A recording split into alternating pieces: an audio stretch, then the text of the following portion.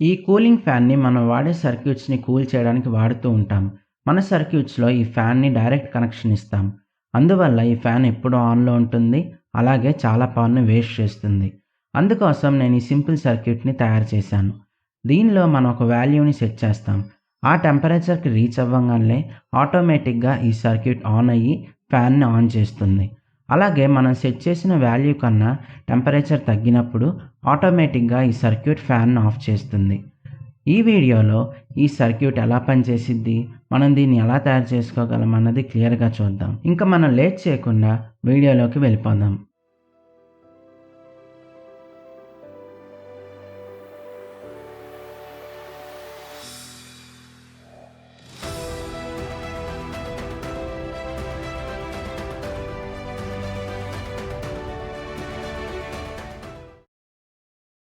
ముందుగా ఈ సర్క్యూట్ ఎలా పనిచేసిద్దో నేర్చుకుందాం.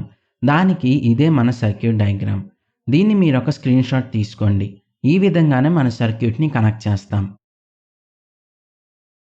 ఈ సర్క్యూట్‌లో మెయిన్ కాంపోనెంట్ ఈ ఎన్టీసీ థర్మిస్టర్. ముందుగా ఇది ఎలా పనిచేసిద్దో నేర్చుకుందాం. నార్మల్ టెంపరేచర్ కండిషన్స్‌లో ఈ ఎన్టీసీ థర్మిస్టర్ ఒక రెసిస్టర్‌లా పనిచేస్తుంది. మనం వాడేది 10 కిలో ఓమ్స్ ఎన్టీసీ థర్మిస్టర్ కాబట్టి దీని రెసిస్టెన్స్ దాదాపు 10 కిలో ఓమ్స్ వరకు ఉంటుంది. మనం ఈ ఎన్టీసీ థర్మిస్టర్ యొక్క టెంపరేచర్‌ని పెంచినప్పుడు, అంటే దీనికి హీట్‌ని అప్లై చేసినప్పుడు హీట్‌కి తగ్గట్టు దీని రెసిస్టెన్స్ కూడా తగ్గుతుంది. అంటే దీని రెసిస్టెన్స్ హీట్ మీద డిపెండ్ అవుతుంది. ఒకవేళ మనం దీనికి ఇచ్చే హీట్‌ని గనక పెంచినట్టయితే దీని రెసిస్టెన్స్ ఇంకా ఎక్కువ తగ్గుతుంది. అలాగే ఆపోజిట్‌గా అంటే మనం దీనికి ఇచ్చే హీట్‌ని తగ్గించినప్పుడు దీని రెసిస్టెన్స్ పెరుగుతుంది. ఈ విధంగా ఈ థర్మిస్టర్ పనిచేస్తుంది. దీన్ని మనం మన సర్క్యూట్‌లో ఎలా వాడుకుంటామో చూద్దాం. మన సర్క్యూట్‌కి పవర్ ఇచ్చినప్పుడు ఇన్పుట్‌కి ప్యారలల్‌గా ఉన్న ఎల్ఈడీ ఆన్ అయ్యి మన సర్క్యూట్‌కి పవర్ వచ్చినట్టు ఇండికేట్ చేస్తుంది. మనం ఈ థర్మిస్టర్‌ని హీట్ చేసినప్పుడు దీని రెసిస్టెన్స్ తగ్గుతుంది. రెసిస్టెన్స్ తగ్గినప్పుడు ఆటోమేటిక్‌గా దానిలో ఫ్లో అయ్యే కరెంట్ పెరుగుతుంది. అంటే ఇప్పుడు ఈ థర్మిస్టర్‌లో కరెంట్ ఫ్లో అవ్వడం పెరుగుతుంది. ఈ థర్మిస్టర్ మన ట్రాన్సిస్టర్ యొక్క బేస్‌కి కనెక్ట్ అయి ఉంది కాబట్టి ట్రాన్సిస్టర్ బేస్‌కి కూడా కరెంట్ ఫ్లో అవ్వడం పెరుగుతుంది. ట్రాన్సిస్టర్ బేస్‌కి కరెంట్ వస్తుంది కాబట్టి ఒక స్టేజ్‌కొచ్చాక ట్రాన్సిస్టర్ ఆన్ అవుతుంది. ట్రాన్సిస్టర్ ఆన్ అయినప్పుడు మన ఫ్యాన్‌ని ఆన్ చేస్తుంది. ఈ విధంగా మన సర్క్యూట్ క్లోజ్ అవుతుంది. అప్పుడు మన ఫ్యాన్ కంప్లీట్‌గా ఆన్ అయ్యి రొటేట్ అవ్వడం స్టార్ట్ అవుతుంది. అలాగే ఇక్కడున్న ఈ ట్రిమ్మర్‌ని ట్యూన్ చేసుకుంటూ, అంటే ఈ నాబ్‌ని రొటేట్ చేసుకుంటూ మనం ఈ సర్క్యూట్ యొక్క టెంపరేచర్‌ని కంట్రోల్ చేయొచ్చు. అంటే ఈ సర్క్యూట్ 70 డిగ్రీస్‌కి ఆన్ అవ్వాలా, 60 డిగ్రీస్‌కి ఆన్ అవ్వాలా అన్నది సెట్ చేసుకోవచ్చు. దీన్ని మనం ట్యూన్ చేసుకుంటే మన టెంపరేచర్‌కి తగ్గట్టు ఆన్ అవుతుంది. సింపుల్‌గా ఈ సర్క్యూట్ ఈ విధంగా పనిచేస్తుంది. ఇందులో ఎలాంటి కాంప్లికేషన్స్ లేవు. చాలా సింపుల్ సర్క్యూట్, అలాగే చాలా ఈజీగా కంప్లీట్ అవుతుంది. ఇప్పుడు మనం ఈ సర్క్యూట్‌ని ఎలా తయారు చేసుకోవాలో చూద్దాం. మనం ఇందాకడ చూసిన సర్క్యూట్ డయాగ్రామ్ ప్రకారమే మన కాంపోనెంట్స్‌ని ఈ పర్ఫ్ బోర్డ్ మీద కనెక్ట్ చేసుకుంటాము. నేను వాడిన కాంపోనెంట్స్ లిస్ట్ అంతా కింద డిస్క్రిప్షన్‌లో ఉంది. దాన్ని మీరు ఫాలో అవ్వచ్చు. అలాగే మనం ఈ సర్క్యూట్‌ని నచ్చిన మోడల్‌లో తయారు చేసుకోవచ్చు. కాబట్టి నేను మీకు స్పెసిఫిక్‌గా కనెక్షన్స్ అనేవి చూపించట్లేదు. మనం చూసిన సర్క్యూట్ డయాగ్రామ్ ప్రకారమే ఈ సర్క్యూట్‌ని కనెక్ట్ చేస్తున్నాను. ఇది మనం వాడే 10 కిలో ఓమ్ ఎన్టీసీ థర్మిస్టర్.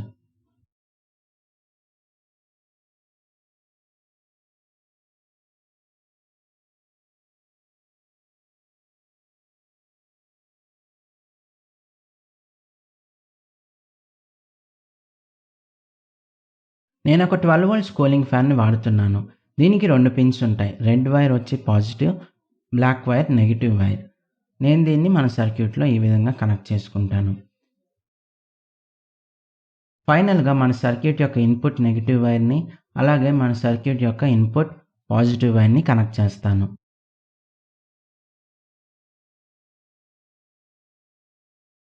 ఫైనల్‌గా మన సర్క్యూట్ అయితే కంప్లీట్ అయింది. నేను ఈ థర్మిస్టర్‌కి ఒక వైర్‌ని కనెక్ట్ చేసుకొని దీన్ని ఎక్స్‌టెండ్ చేసుకున్నాను. అప్పుడు మనం హీట్ సింక్స్‌కి అలాగే ఇతర సర్క్యూట్స్‌కి ఈజీగా దీన్ని కనెక్ట్ చేసుకోవచ్చు. అలాగే నేను ఈ సర్క్యూట్‌కి ఇన్పుట్‌లో 12 వోల్ట్స్ ఇస్తున్నాను. ఎందుకంటే మనం ఇచ్చిన ఫ్యాన్ 12 వోల్ట్స్ ఫ్యాన్. మీరు కావాలంటే 5 వోల్ట్స్ నుంచి 12 వోల్ట్స్ వరకు ఏ వోల్టేజ్ అయినా ఇవ్వచ్చు. ఇప్పుడు నేను ఈ సర్క్యూట్‌కి పవర్‌ని కనెక్ట్ చేసి ఈ సర్క్యూట్‌కి పవర్‌ని ఆన్ చేస్తాను. ఇప్పుడు మన సర్క్యూట్‌కి పవర్ వచ్చింది. కానీ ఫ్యాన్ అయితే ఆన్ అవ్వట్లేదు.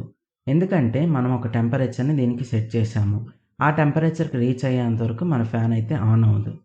ఇక్కడ ఉన్న ఈ పొటెన్షియోమీటర్ నాబ్‌ని టర్న్ చేసుకొని నేను దీన్ని 50 డిగ్రీస్‌కి రీచ్ అవ్వంగానే ఆటోమేటిక్‌గా ఫ్యాన్ ఆన్ చేసేలాగా సెట్ చేశాను. ఇప్పుడు మనం ఈ థర్మిస్టర్‌ని హీట్ చేస్తాం. దానికి నేను ఈ సోల్డరింగ్ ఐరన్‌ని వాడుతున్నాను. ఈ సోల్డరింగ్ ఐరన్ దగ్గర ఈ థర్మిస్టర్‌ని పెట్టినప్పుడు ఈ థర్మిస్టర్ స్లోగా టెంపరేచర్ పెరుగుతుంది. ఎప్పుడైతే మన థర్మిస్టర్ 50 డిగ్రీస్‌కి చేరుకుంటుందో మనకు ఫ్యాన్ ఆన్ అవ్వడం స్టార్ట్ అవుతుంది. 50 డిగ్రీస్ నుంచి అబోవ్ ఉన్న ప్రతి టెంపరేచర్‌కి ఈ ఫ్యాన్ ఆన్‌లోనే ఉంటుంది.